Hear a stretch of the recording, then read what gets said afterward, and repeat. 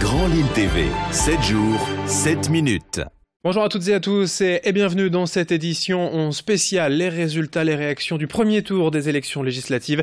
Ici et chez nous, dans le Nord et le Pas-de-Calais avec nous pour voir donc et tout savoir de ces résultats. Idil Gunaï, bonjour Idil. Bonjour Adrien. Et on va démarrer sans plus tarder avec les résultats de la première circonscription du Nord, Idil. Oui, c'était la circonscription la plus prisée. Il y avait 25 candidats et sans grande surprise, c'est le candidat La République En Marche qui est arrivé largement en tête. Christophe Itier a rassemblé 32,61% devant le candidat de la France Insoumise, Adrien Quatennens, qui a rassemblé 19,38% des voix. Et on va écouter tout de suite, justement, Christophe Itier, l'un des représentants de longue date de La République En Marche dans le Nord. C'était hier soir depuis leur QG de campagne de soirée électorale à la Guinguette à Lille. On va faire acte d'humilité, c'est pas parce qu'on est très largement en tête que l'élection est gagnée. Donc dès demain, la campagne recommence. On a 5 jours pour aller chercher cette belle victoire. Ensuite, sur le mandat, je dirais que il va falloir faire acte de responsabilité. Il va falloir être exigeant avec nous-mêmes, exigeant avec la politique qu'on va mettre en place, parce que nous n'avons pas le droit à l'erreur. Nous avons une obligation de résultat. Il faut qu'absolument à la fin du quinquennat, cette abstention record soit jugulée et qu'à nouveau, un certain nombre de citoyens qui se sont détournés de la politique reviennent à la politique et croient encore que le politique peut faire quelque chose pour eux. Christophe Itier au micro de Céline Huret et de Clotilde Leguévac hier soir à Lille. D'autres résultats, Idil notamment, on va démarrer avec la deuxième circonscription. Et là également, c'est la candidate La République En Marche, Oumria Berrada, qui est arrivée en tête, 22,53% des suffrages, devant Hugo Bernalicis de la France Insoumise, 19,16% des voix. C'est dans cette deuxième circonscription un peu plus serré entre La République En Marche et la France Insoumise.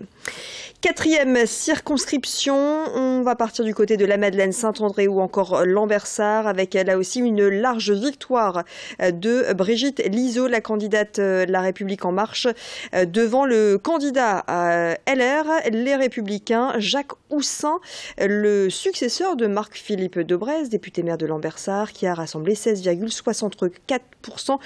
Ce sera difficile donc la semaine prochaine pour la droite dans cette quatrième circonscription. Dans la cinquième à présent.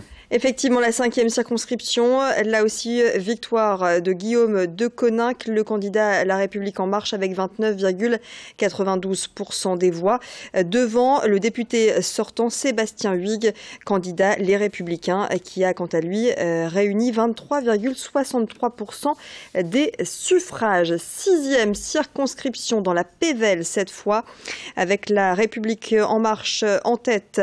Charlotte Lecoq a rassemblé 38,03% devant le député sortant Thierry Lazzaro, le député Les Républicains, qui rassemble 23,13%. Ce sera donc la semaine prochaine un duel La République En Marche, les Républicains du côté de la Pévèle. La septième, effectivement, circonscription, là aussi, La République En Marche en tête, 34,70% pour Arnaud Verspiren, et c'est le député maire Francis Vercamer, député maire de M, qui arrive second, député de l'UDI, et qui rassemble 25,56% des suffrages. Et puis la huitième circonscription, Catherine Hausson, La République En Marche, rassemble 28,86% des voix, devant la candidate FN Astrid Leplat, 21,95% pour cette huitième circonscription. Et dans cette huitième circonscription d'ailleurs, une réaction, le candidat de la France Insoumise au micro de nos journalistes hier soir à Tourcoing. Force est de constater qu'on a pu avoir une certaine dynamique dans les quartiers populaires, donc ça a pu être un atout par moment, ça a pu être aussi peut-être un désavantage, un inconvénient par d'autres moments. Je pense qu'au global, on a fait une superbe campagne avec un superbe résultat et que finalement cette jeunesse que j'ai pu représenter, je pense, haut la main à Roubaix et à Waterloo, a pu s'identifier à travers ma candidature, à travers le mouvement de la France Insoumise, qui est un mouvement assez jeune, à travers les militants qui ont été nombreux en permanence sur le terrain depuis 5 mois maintenant. Voilà ces propos recueillis hier soir à Tourcoing par nos équipes. On enchaîne, Idil, avec la 9e circonscription. Avec Valérie Petit, arrivée en tête, 39,18% des voix. C'est la candidate La République En Marche. Devant Bernard Gérard, le député maire de Marcq-en-Barœul, en difficulté donc dans sa circonscription, cette 9e circonscription, puisque Bernard Gérard, candidat Les Républicains, a rassemblé 25,46% des voix. 10e circonscription, on va partir du côté de Tourcoing où c'est extrêmement serré. La candidate La République En Marche et le candidat Les Républicains sont littéralement au coude à coude. C'est Vincent Ledoux qui arrive en tête avec 26,93% des voix. Devant donc Sophie Taïeb, La République En Marche, avec 26,77% des voix, très serrées donc dans cette circonscription à Tourcoing. Le maire de Ronques, Vincent Ledoux, donc en tête d'un cheveu, un écart infime. On va l'écouter, Vincent Ledoux, hier soir au micro de nos équipes. Il faut maintenant que je montre les différences avec la candidate En Marche, parce que moi je suis un candidat de droite et du centre qui est appelé dès le premier tour à voter la motion de confiance au gouvernement, c'est-à-dire que je donnerai la confiance à Édouard Philippe, qui est un ami que je connais très très bien. En même temps, j'exprime des sensibilités et des valeurs qui sont celles de cette circonscription, puisque c'est une circonscription de droite. Et vous avez de l'autre côté une candidate En Marche, qui est une femme que je respecte profondément, mais qui est une femme de gauche, et qui est en plus parachutée. Et je pense qu'il faut le dire. Aujourd'hui, alors qu'En Marche prône le non-parachutage dans les circonscriptions ou municipales, eh bien la modernisation de la vie politique, c'est aussi élire des gens qui habitent et qui vivent dans la circonscription. Et puis pour finir avec ces résultats, dans le département du Nord, Idil, la 11e circonscription. La 11e circonscription, effectivement, à l'Homme notamment. Et ce sera la semaine prochaine un duel. La République En Marche, Front National, puisque en première position, c'est Laurent Pitraszewski qui est arrivé donc, en tête, 30,63% des voix pour le candidat La République En Marche. Loin devant, Nathalie Axe, la candidate du Front National, qui a quant à elle réuni 15,79% des suffrages.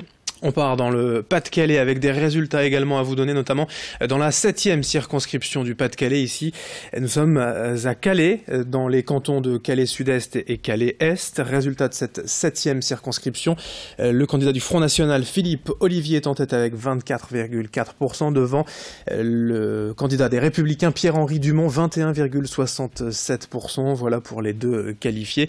Ensuite, vous le voyez par exemple, le candidat du Parti Socialiste, Yann Capet, éliminé avec seulement 12,68% des voix qualifiées. Mais second, Pierre-Henri Dumont pour les Républicains, au micro hier soir à Calais de Vincent Vieillard. Il s'est passé déjà le drame des migrants, où le gouvernement socialiste pendant 5 ans a été totalement inefficace, n'a pas su gérer la situation, et donc c'est aujourd'hui le député sortant socialiste qui en paye les pots cassés. Et surtout, depuis 2014, nous travaillons, nous avons gagné de nombreuses communes et nous nous sommes enracinés simplement avec écoute, dialogue, compétence, proximité avec nos habitants. Et aujourd'hui, c'est pas l'étiquette LR ou UDI qui a gagné ou qui se retrouve au deuxième tour. C'est surtout les deux candidats, moi-même et ma suppléante Edwige Leblond, qui depuis plusieurs années font un travail de terrain, de sape, et qui permet aujourd'hui d'être en tête dans la majorité des communes de la circonscription. Dans le Pas-de-Calais, forcément une circonscription qui était très attendue. À Hénin-Beaumont, celle de Marine Le Pen, la 11e circonscription. Avec le pari réussi de Marine Le Pen, candidate FN, qui a rassemblé 46,02% des voix. Loin devant la candidate de La République En Marche, Anne Roquet, avec ses 16,43%. Le candidat PS arrive en 3e position, 10,8%. C'est Philippe Kemel. Et enfin, en 4e position à Hénin-Beaumont, la France Insoumise, Jean-Pierre Carpentier, et c'est 9,97% des suffrages. Merci Idil pour tous ces résultats. Un chiffre également à ne pas oublier que l'on doit vous donner puisqu'il a eu son importance lors de ce premier tour, c'est l'abstention. Dans le Nord, 54,02% des électeurs ne se sont pas déplacés dans le Pas-de-Calais. C'est un tout petit peu mieux avec 50,45% en règle générale tout de même. Et le chiffre est sensiblement identique en France. Un électeur sur deux n'est pas allé voter. Et on va le constater dans les prochains jours avec les analyses. Cela a joué pour beaucoup de candidats, notamment pour la gauche peut-être, le Parti socialiste. D'autres choses encore rapidement à vous dire.